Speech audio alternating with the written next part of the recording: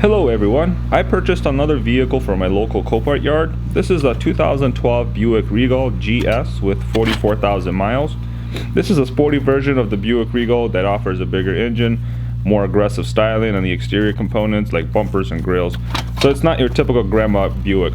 Although I don't recommend it, but I blindly purchased this one since I was too busy to look at it in person. I picked it up for $3,600 plus another $200 for towing, since it was a good 60 miles to get it home. Once I got it home, I was able to get a good look at it, see what was needed, and started to order the parts to get this thing back on the road.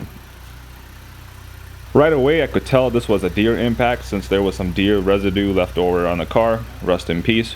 I say it's fairly common to find these kind of cars with deer damage in my neck of the woods, and typically the damage isn't very extensive. It's unlikely that the deer will mess up your frame, so you're left with just body panels, and those are pretty easy to replace and fix.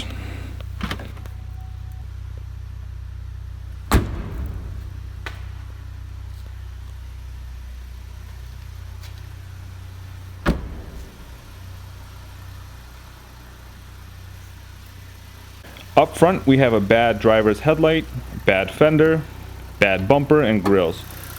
This bumper is unique to this trim level, having larger air holes for turbo intercooler, I presume. Unique trim parts like this are a bit more difficult to find and also come with a higher price tag. My hood, radiator, and passenger headlight didn't sustain any damage and will be reused.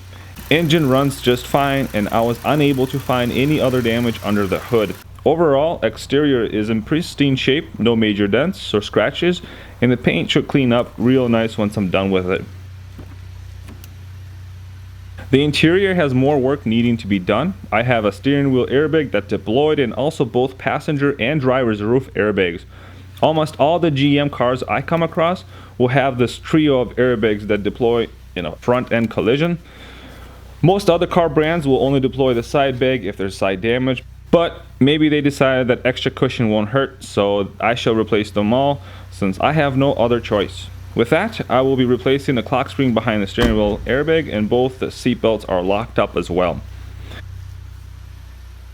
Fast forward a few days and this is what I got. Since there isn't much to do, I was able to get it paint ready pretty quickly. I usually remove as much as possible to get clean paint lines on my body panels. This includes headlights and trim pieces. Bumper covers are usually painted off the car to reduce any paint or clear coat drip. I was successful finding this GS bumper. It cost me a total of $344. Luckily, some of my grills survived, so that saved me a little bit of money.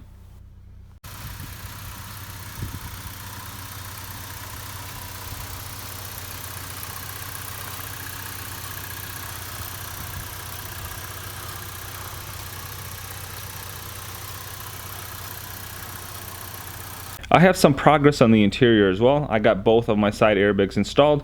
They're usually rolled up tightly from the factory, and that's how they will remain until it's time to deploy again. My clock spring and steering wheel airbag has also been replaced, so I'm just left with installing my roof liner, seat belts, and restraint module. This interior definitely looks like a construction zone at the moment. Whenever working with the roof liner, this is common just because so much has to come apart. Just so you can get it removed out of there.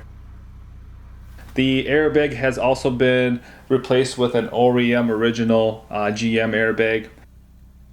As you can see, the airbag module still has to be reset before my light goes away.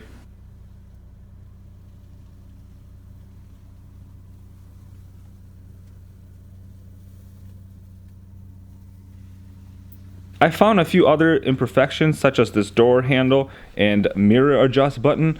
It's not the end of the world, but it would seriously drive me crazy every time I have to look at it when I get in the car. I have ordered a brand new one, and I'll swap it out once it comes in the mail. This is the GS front bumper. Again, I have all the parts removed from it just for paint purposes. If you try to tape around grills or park sensors, which some people do, it will leave paint edges that are prone to chipping and peeling. Taking the simple extra step will give you an overall better look and result in a much higher quality finish. Side note, I never thought I would see Brembo brakes from the factory on the Buick Regal. Pretty cool. I'm looking forward to taking this for a test drive to see how quickly this car really is and how well it stops with these massive brakes. So I'm off to the paint shop. I don't have much to paint, so I'm expecting them back in a couple of days. Join me for part 2 as I assemble the front end and finish off the interior.